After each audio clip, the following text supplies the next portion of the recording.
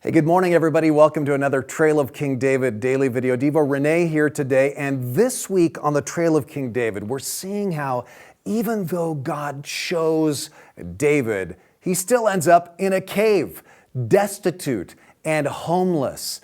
Even though he was chosen by God, life still at times became very, very tough for him. And you know what?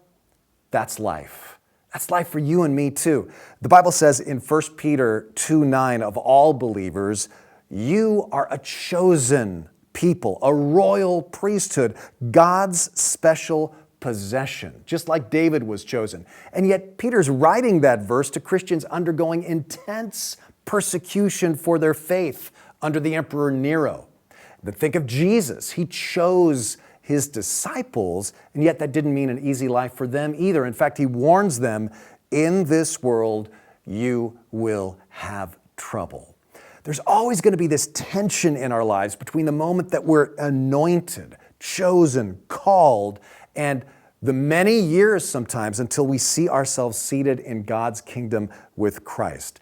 In those intervening years, sometimes we're going to end up in caves, emotionally or financially or relationally or professionally.